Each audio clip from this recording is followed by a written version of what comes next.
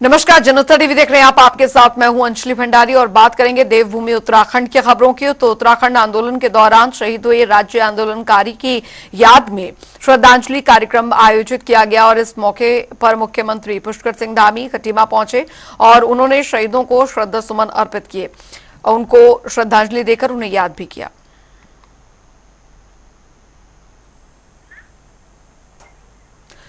इस मौके पर मुख्यमंत्री पुष्कर सिंह धामी ने सोशल मीडिया प्लेटफॉर्म एक्स पर लिखा, उत्तराखंड राज्य निर्माण आंदोलन के दौरान खटीमा गोलीकांड में अपने प्राणों की आहुति देने वाले अमर शहीद आंदोलनकारियों को कोटिशा नमन। राज्य निर्माण में आपके द्वारा दिया गया बलिदान अविस्मरणीय है। हमारी सरकार शहीदों के सपनों के अनुरूप निरंतर कार्य कर रही है। राज्य आंदोलनकारियों और उनके आश्रितों के सशक्तिकरण हेतु 10% क्षैतिज आरक्षण की व्यवस्था लागू की गई है।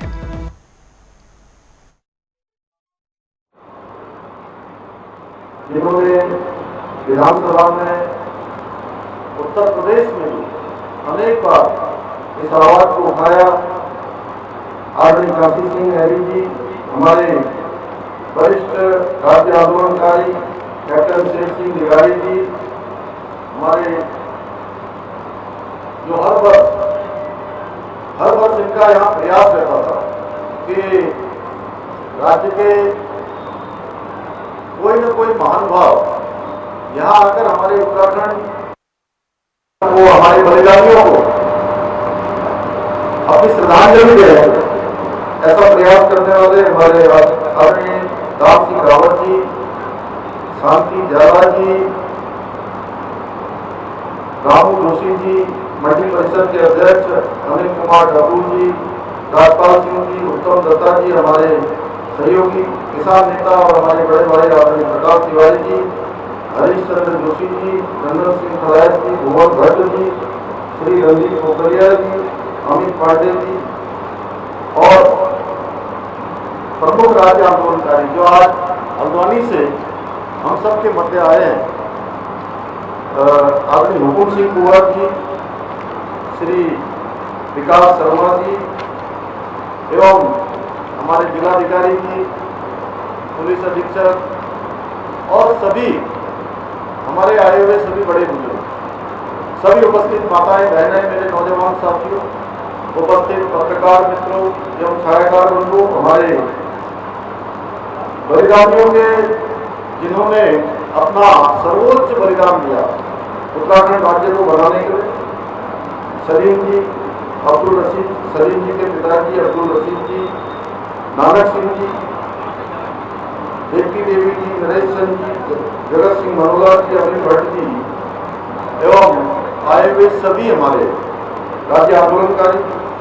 मैं आज इस अवसर पर जिन्होंने राज्य निर्माण के लिए अपना सर्वोच्च निष्ठावर किया, उन सभी को अपनी भावभीनी श्रद्धांजलि अर्पित करता हूँ, उन सबको नमन करता हूँ। जैसा अजय भट्ट जी ने कहा कि उनके कारण से, उन्हीं आंदोलनकारियों की बदौलत, उनके बलिदान की बदौलत हमको ये उत्तराखंड राज्य प्राप्त हुआ है।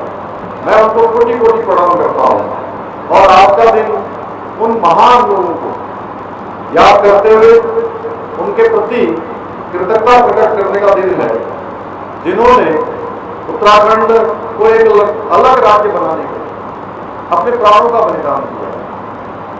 उसमें से अनेक लोगों ने, जिन्होंने उस आंदोलन में भाग लिया, जिन्होंने अपना सर्वोच्च बलिदान दिया, अपनी माँ की ममता को भी पीछे छोड़ दिया, बहन की राखी को भी छोड़ दिया, अपने बच्चों को भी छोड़ दिया और हंसते हंसते अपने प्राणों का बलिदान कर दिया कि हमको उत्तराखंड राज्य चाहिए।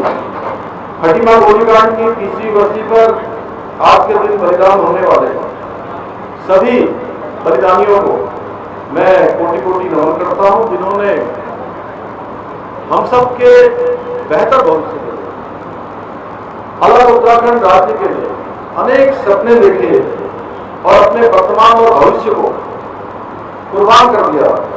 उत्तराखंड की जनता हमेशा इन वीरों की ऋणी रहेगी। साथियों, 1 सितंबर 1994 को घटित हुए भीभत्स जो खटीमा का गोलीकांड है, उसका दर्द हम सभी कभी नहीं भूल सकते।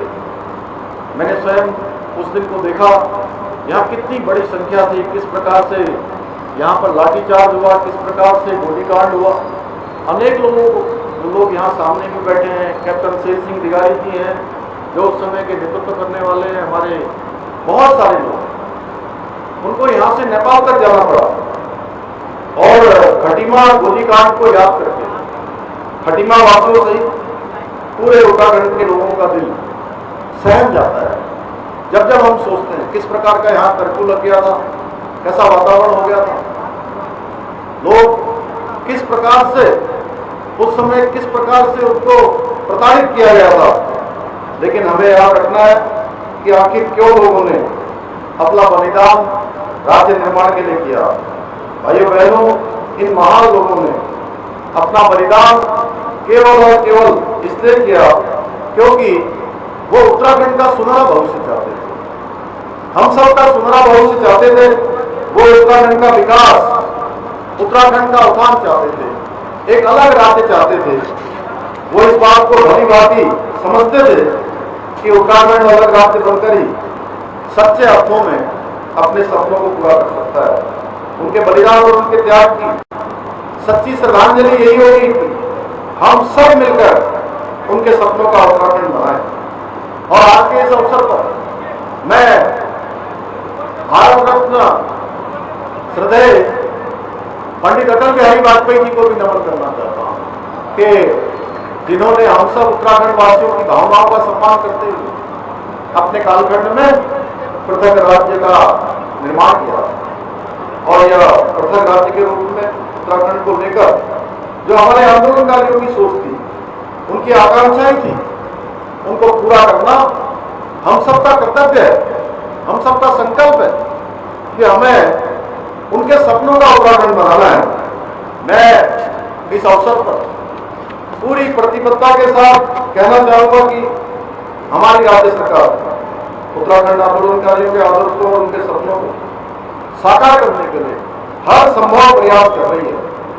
हमारा एक एक पल और एक एक क्षण आंदोलनकारियों के सपनों का उत्तराखंड बनाने के लिए समर्पित है।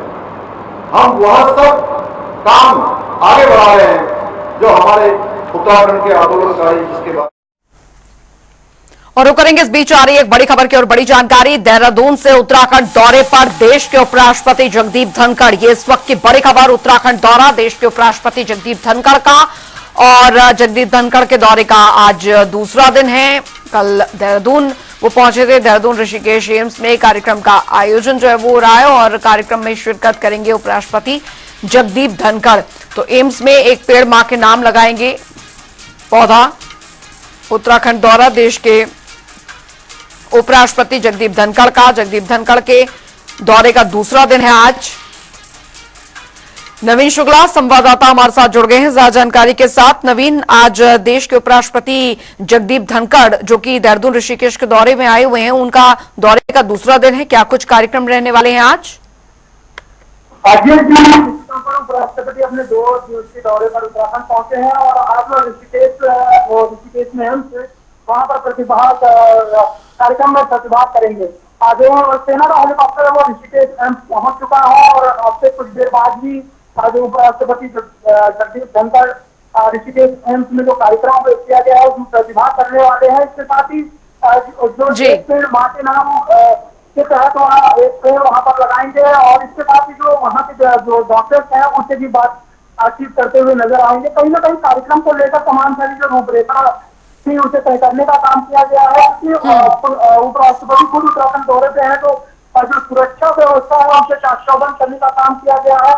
जो ऋषिकेश परिसर है उसे पूरी तरीके से छावनी में तब्दील किया गया है। सुरक्षा के पुख्ता इंतजाम जो है वो किए गए हैं और साथ ही अब से कुछ देर बाद ही वो कार्यक्रम में प्रतिभाग करने वाले हैं। तमाम जो वहाँ के चिकित्सक हैं उनसे वो मुलाकात करेंगे और साथ ही एक पेड़ माँ के नाम जो कार्यक्रम है उसमें प्रतिभाग करते हुए और वृक्षारोपण का कार्यक्रम में भी प्रतिभाग करने वाले हैं।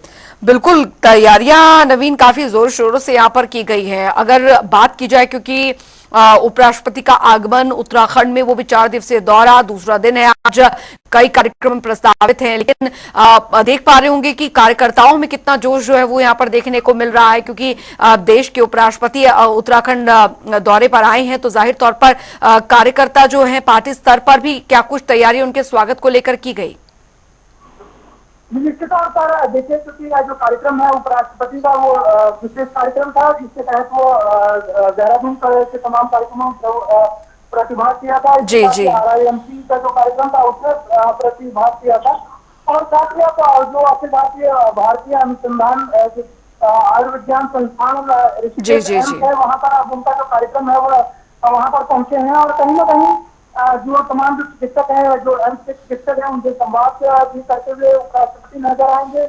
और जो एक पेड़ माँ के नाम जो कार्यक्रम के तहत जो कार्यक्रम व्यवस्था किया है उसमें वो वृक्षारोपण भी करेंगे। और साथ ही तमाम जो वहाँ के जो लोग हैं, जो चिकित्सक हैं, उनमें भी खासा उत्साह देखने को मिल रहा है, क्योंकि खुद जो उपराष्ट्रपति ऋषिकेश एम्स में मौजूद है, तो कहीं ना कहीं जो चिकित्सकों में भी खुशी का माहौल है। और जो जब सुरक्षा व्यवस्था की बात की जाए तो सुरक्षा व्यवस्था भी प्रबंध की गई है। तमाम जो ऋषिकेश एम्स है उसे जोड़ों में तब्दील किया गया है, यातायात बाधित ना हो उसका विशेष रूप से ध्यान रखा जा रहा है, तो अन्य लोगों का भी सहारा लिया गया है। और उपराष्ट्रपति के दौरे को लेकर तमाम जो आला अधिकारी है, जो प्रशासन के अधिकारी है, वो भी वहाँ पर मौजूद हैं। और इसके बाद जो कार्यक्रम में प्रतिभाग करने के बाद उपराष्ट्रपति करीब 2 बजे का उनका कार्यक्रम दिल्ली वापस हो जाएंगे। तो कहीं ना कहीं तमाम चीजों को व्यवस्थित करने का काम किया गया है, कार्यक्रम के मद्देनजर तमाम व्यवस्थाएं दुरुस्त करने का काम किया गया है। चलिए, बहुत बहुत शुक्रिया नवीन शुक्ला इस तमाम जानकारी के लिए। तो बड़ी खबर आपको यहां पर बता रहे हैं, देहरादून से एम्स में एक पेड़ मां के नाम पौधा भी लगाएंगे उपराष्ट्रपति जगदीप धनखड़। जो जानकारी फिलहाल आ रही है, उत्तराखंड दौरा देश के उपराष्ट्रपति का, और जगदीप धनखड़ के दौरे का आज दूसरा दिन है। देहरादून और ऋषिकेश एम्स में कार्यक्रम का आयोजन हो रहा है। कार्यक्रमों में शिरकत करेंगे उपराष्ट्रपति जगदीप धनखड़। उधर भारतीय जनता पार्टी के सदस्यता अभियान 2 सितंबर यानी कल से शुरू होने जा रहा है, और जिसे लेकर पार्टी के पदाधिकारी लगातार बैठकें कर रहे हैं। सदस्यता अभियान का प्रथम चरण 25 सितंबर तक जारी रहेगा, जिसके बाद 16 अक्टूबर से सक्रिय सदस्य बनाए जाएंगे। और अभियान के तहत प्रत्येक बूथ पर कार्यकर्ता घर घर जाकर लोगों को टोल फ्री नंबर पर मिस्ड कॉल देकर सदस्यता दिलवाएंगे।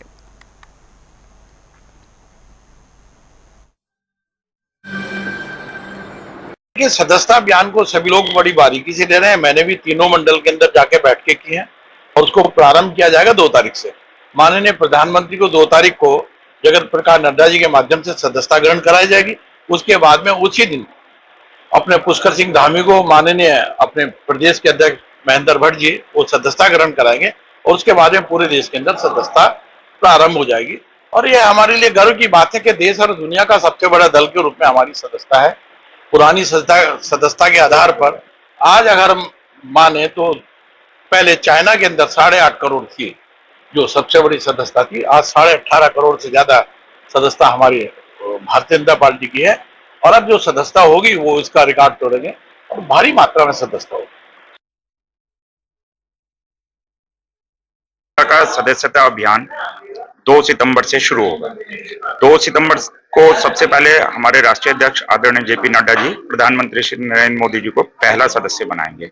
उसके बाद में वो राष्ट्रीय स्तरीय कार्यक्रम है। अगले तारीख 3 सितंबर को प्रदेश में आदरणीय अपने यशस्वी मुख्यमंत्री पुष्कर सिंह धामी जी पहला सदस्य बनेंगे हमारे। और इसी तरह से 4 तारीख को जिले का क्रम रहेगा। तो जिले में मेरे द्वारा जो अपने स्थानीय विधायक हैं, अपने जिला पंचायत अध्यक्ष हैं, उनको सदस्य बना के, लेकिन हमारा सदस्यता अभियान 2 तारीख से शुरू होकर प्रथम चरण हमारा 21 सितंबर तक चलने वाला है।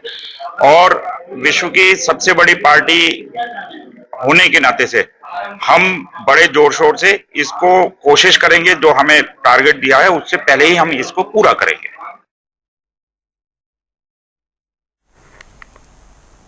उधर दर्जा राज्य मंत्री दिनेश आर्य ने हरिद्वार के विकास भवन में जल निगम और साथ ही जल संस्थान के अधिकारियों के साथ समीक्षा बैठक की। बैठक में उन्होंने अधिकारियों को जल निर्माण योजनाओं को समय पर पूरा करने के निर्देश दिए। दिनेश आर्य ने बताया कि पिछले दिनों हरिद्वार में चुनाव होने के कारण ये बैठक नहीं हो पा रही थी। आज जो जल जीवन मिशन विशेषकर पेयजल विभाग की पूरी बैठक थी, और क्योंकि पिछले समय से हमारे प्रधानमंत्री जी का जो ड्रीम प्रोजेक्ट था जल जीवन मिशन, जिसके तहत हर घर जल और हर नल जल की योजना थी, उसका काम किस स्थिति तक पहुंचा उसकी समीक्षात्मक बैठक आज बुलाई गई थी। क्योंकि हरिद्वार से पिछले दिनों पूरे देश में चुनाव का वातावरण था, तो वो हरिद्वार में भी था, आचार संहिता लगी थी। उसके बाद हरिद्वार में पूरा जो कांवड़ यात्रा चली थी, तो इस कारण हरिद्वार में बैठक करने में थोड़ा विलंब था। आज पहले अधिकारियों के साथ मेरी परिचयात्मक बैठक हुई, इन योजनाओं में किस प्रकार का काम चल रहा है उसकी आज मैंने समीक्षा बैठक ली है, और जल जीवन मिशन का काम नवंबर तक कंप्लीट हो इस बारे में अधिकारियों को निर्देशित किया है। और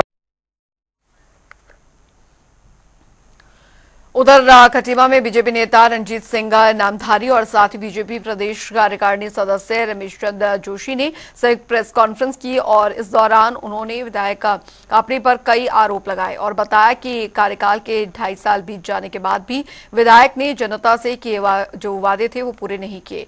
आगे उन्होंने क्या कुछ कहा वो सुनिए।